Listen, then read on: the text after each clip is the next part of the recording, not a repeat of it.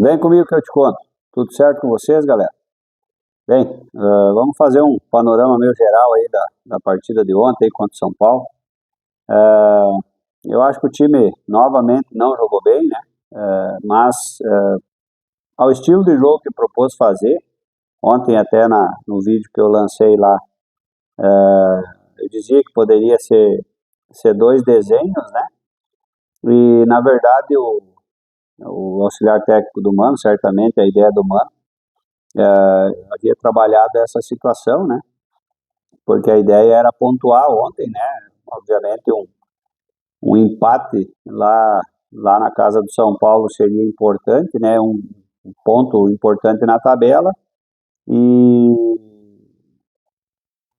para trazer de volta né, a confiança aí e tentar resolver em casa, apesar de que até o momento a gente não está conseguindo ganhar fora e muito menos em casa, né? Em casa a gente tem, na maioria das vezes, empatado. Esse mês de maio a gente tentou projetar alguma coisa aí que pudesse ser um pouco melhor os resultados aí, em virtude do fator casa, né, jogando na arena, mas não vem se confirmando. E ontem, na verdade, o propósito foi não perder, né? Então, se desse para ganhar, ótimo, mas se não desse, o empate seria o resultado ideal, né?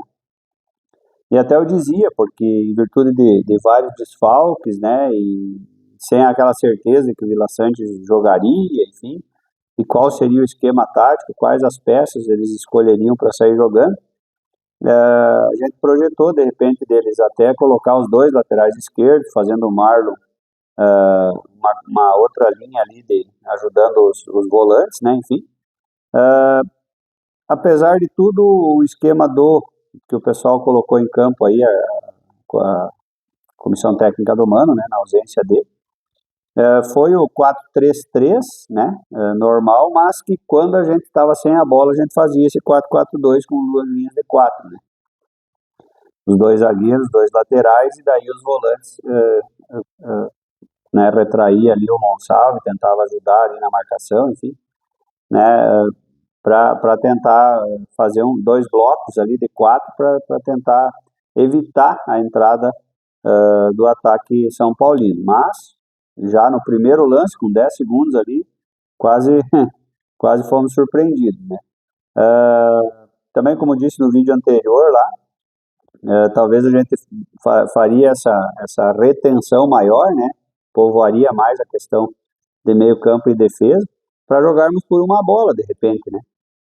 E essa bola apareceu, né? Apareceu uma bola, um contra-ataque rápido ali, o Aravena conseguiu concluir muito bem e colocar o Grêmio à frente no placar. Porém, novamente, finalizamos ali o primeiro tempo em vantagem, mas em 4 minutos no segundo tempo, novamente a nossa defesa comete erros de marcação, né? Enfim, e o São Paulo com a Arboleda iguala o placar, mas até então tudo tranquilo, né? E aí vem o jogo, o momento fatídico do jogo, né? Que aí a arbitragem já havia errado no primeiro tempo ali num lance em cima do Dodge, do Pablo Maia, né? Que deveria ter sido consultado, né? Pelo menos o VAR deveria ter chamado para ele revisar o lance, né? Porque foi uma agressão clara e explícita, né? Na frente das câmeras, na frente do árbitro, na frente do quarto árbitro, dos bandeiras, enfim, e por todas as câmeras ali que municiam o pessoal do VAR, que também é uma caminhonada de gente lá, acho que são uns 4, 5 que ficam lá olhando aqueles monitores. Enfim, novamente, não foi chamado, o Pablo Maia tomou só um amarelo, ficou por isso mesmo, né? E depois, aos 30 e tantos do segundo tempo, lá 34, 36 do segundo tempo, aquele lance bizarro lá que só o árbitro conseguiu enxergar pênalti naquele lance. Aí eu fico me perguntando, e quero deixar essa pergunta para vocês aí também. Várias situações o Grêmio sofreu pênalti nessa mesma direção, saindo da área, e o VAR e o árbitro usaram da prerrogativa de que não, ele não estava em direção ao gol, ele estava saindo da área. Logo, esse choque não é falta. Ontem, o Luciano estava saindo da grande área e os dois, quando bota no lance lá que o VAR liberou, em câmera lenta e paralisando, os dois chutaram a mesma bola. Só que o Luciano malandramente pôs o pé na frente para ser tocado pelo Camilo, e daí fez toda aquela cena, né? Até achei que estava dando um salto aí numa piscina, né? Uma coisa parecida, porque foi tão escandaloso o pênalti e muito mais escandaloso a cena, né? Porque para ator ele não serve, né? Então, assim, até peguei aqui uma, um apontamento aí que o próprio Grêmio divulgou na rede social dele, aí no Instagram, de todos os lances que o Grêmio foi prejudicado esse ano só no Campeonato Brasileiro. Não vamos nem falar do pênalti no Grenal, do pênalti no Monsalve contra o Juventude, no lance contra lá na Sul-Americana, que foi também. Não vamos entrar na seara dos outros campeonatos, ano passado, retrasado, enfim, porque senão nós vamos fazer um vídeo aí de 2 horas, aí temos que fazer uma live. Mas aqui, só para compartilhar aqui uma matéria que o Grêmio colocou na rede social. Então são 1, 2, 3, 4, 5, 6, 7 lances capitais que prejudicaram o Grêmio só nesse Campeonato Brasileiro em 9 rodadas.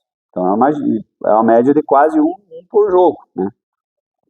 Então o Grêmio e Flamengo, pênalti claro não dado, né, não marcado, porque de novo essa mesma desculpa de que não, que a bola foi cruzada para trás e pegou na mão do jogador do Flamengo, mas o cara estava com a mão para trás e deliberadamente ele abre a mão para ampliar o espaço e daí intercepta a bola, daí não foi, porque a bola estava saindo da área, né? Daí aqui no Grenal, né, pênalti claro, não marcado, né? Jogo Grêmio e Vitória, né? Que esse do Grenal não foi pênalti para nós. Daí o Roger fala que no critério que o árbitro adotou ele não teria como marcar pênalti, daí depois teve um lance exatamente igual para o Internacional, que o árbitro não marcou pênalti, daí, não, mas daí para nós teria que ser, só para os outros que não, né? Então eu não sei se há alguma normativa da CBF, lá da comissão de arbitragem da CBF, contra o Grêmio, né? A gente pode pensar o que quiser, porque, porra, é demais os erros contra o Grêmio, né? E contra os outros times acontece, é marcado na hora, né? E contra o Grêmio parece que tem que arrancar uma perna fora, tem que sangrar, tem que, sei lá o que tem que acontecer para que seja marcado um pênalti ou que seja usada mesmo peso e as mesmas medidas, né?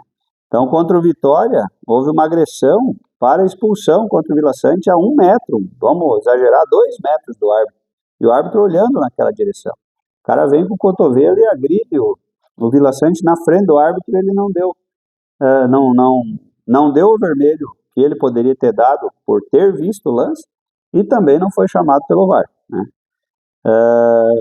Em Grêmio e Santos, dois lances ali, né, do mesmo jogador, que entrou primeiro de forma violenta por cima, né, no tornozelo do Doide, que deveria ter sido expulso ali, não foi, né, tomou só um cartão amarelo.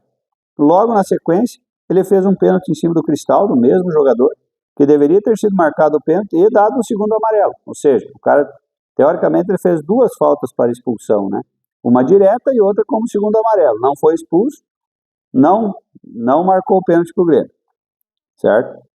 Nesse aqui, vamos dizer assim, não tivemos problema, prejuízo em termos de pontuação, porque vencemos por 1-0 da mesma maneira. Enfim, não tivemos prejuízo na tabela, mas poderíamos já ter aberto o placar muito antes, né? Daí entramos agora no jogo Grêmio-São Paulo, né? A cotovelada no Dodge, foi para expulsão, como eu já comentei agora há pouco, no lance nem foi revisado.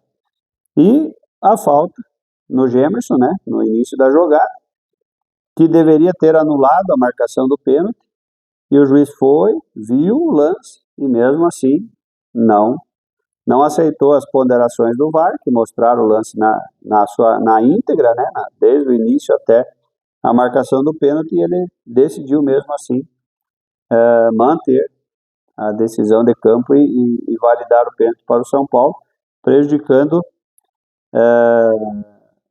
muito a equipe do Grêmio na tabela, né? Porque estaríamos à frente do São Paulo, ficaríamos fora da zona de rebaixamento e agora, ao contrário, São Paulo está fora, 3 pontos a mais, né, no campeonato, e o Grêmio amarga a zona de rebaixamento.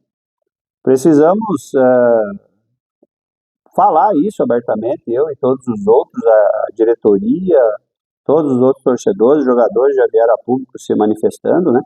E eu acho que a gente tem que sair do silêncio, porque se a gente for conivente, se a gente for aceitando tudo, daqui a pouco o Grêmio já entra rebaixado, né? Porque vai jogar e não vai nunca conseguir chegar nem próximo aí do meio da tabela, porque tipo, tá ganhando, vamos ajeitar um pênalti contra, vamos expulsar algum jogador, como foi expulso ano passado o, o, o Gustavo Martins, né, contra o Atlético Mineiro, né, deliberadamente. Depois, no outro lance, teve o mesmo lance assim do São Paulo contra um outro time, não tomou nem amarelo.